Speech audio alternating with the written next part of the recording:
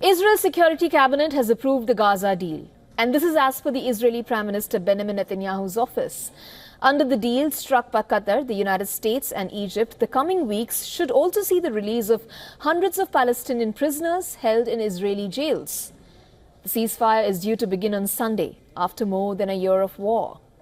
It is scheduled to take effect on the eve of Donald Trump's inauguration as President of the United States. 33 hostages are set to be released over the next 6 weeks in exchange for hundreds of Palestinians imprisoned by Israel. The remainder, including male soldiers, are to be released in a second phase that will be negotiated during the first. Hamas has said that it will not release the remaining captives without a lasting ceasefire and a full Israeli withdrawal. Palestinians in the Gaza Strip expressed happiness on the announcement of the ceasefire in the 15-month-long war. والله احنا مبسوطين كثير انه يعني سمعنا هذا الخبر طبعا وانبسطنا كثير ان شاء الله يعني اول يوم من الهدنه بنبسط اكثر فيش طيارات فيش قصف ولا شيء بتنام مرتاحه وان شاء الله نروح على كل واحد على بيته وعلى داره ونشوف احبابنا واهلنا واصدقائنا يعني فرحه كثير انه بس اول يوم الاحد نكون مبسوطين اكثر ان شاء الله باذن الله تعالى. Meanwhile, despite the announcement of a ceasefire, Israeli warplanes kept up intense strikes in the Gaza Strip, and the Civil Emergency Service said on Friday that at least 101 people, including 58 women and children, had been killed since the deal was announced. Palestinians in Khan Yunis were seen inspecting the damage in the aftermath of the Israeli strike. Nearby people in Nasser Hospital mourned and prayed over the bodies of loved ones killed in Israeli strikes.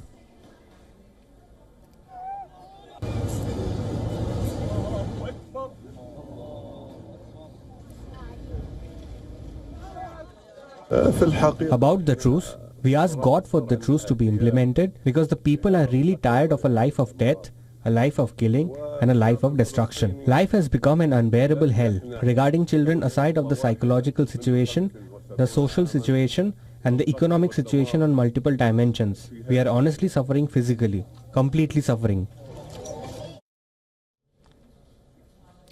In Israel, the kins of hostages rejoiced the Gaza ceasefire and hostage release deal.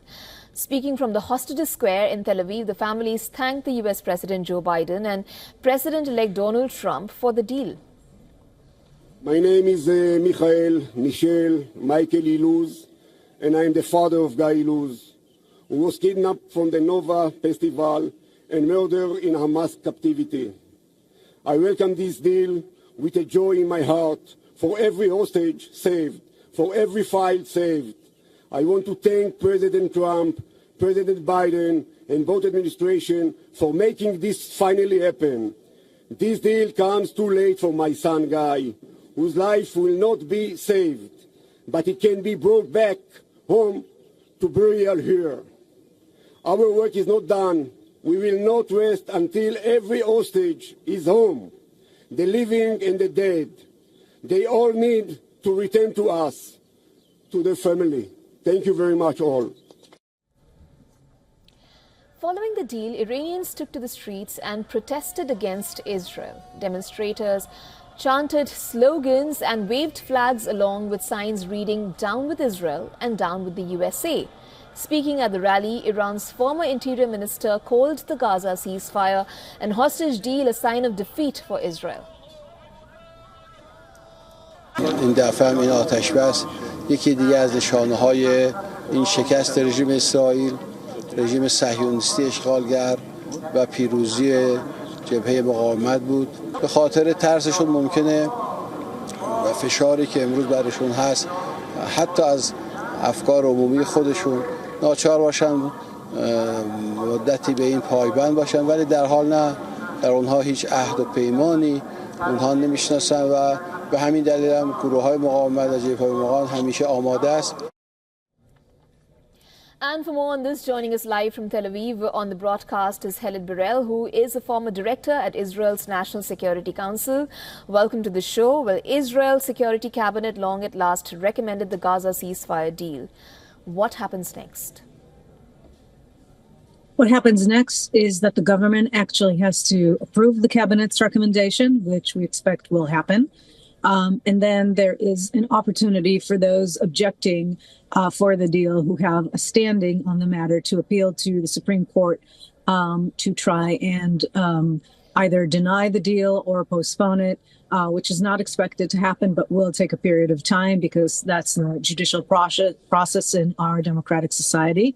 And hopefully it will all be panned out as expected by Sunday. And some talk of if things don't go smoothly, Monday at the latest, but we're hoping for Sunday evening. What do you make of the opposition of the deal by the finance minister and the national security minister? What do you think is going to come out of that? I don't think much is going to come out of it. They, as you might know, represent the far right in Israel. Their sentiment is very much distinct from the general public sentiment currently here in Israel about a hostage deal. The Ben Gvir basically resigned from his post, and the finance minister Smotrich is still negotiating it. They both have a politically difficult situation to deal with. Netanyahu not only has his coalition still intact, even if they leave, but he also has the promised support of the opposition to move ahead with this deal that will bring us our hostages back and will put an end or bring a ceasefire to the hostilities and the war between Israel and Gaza.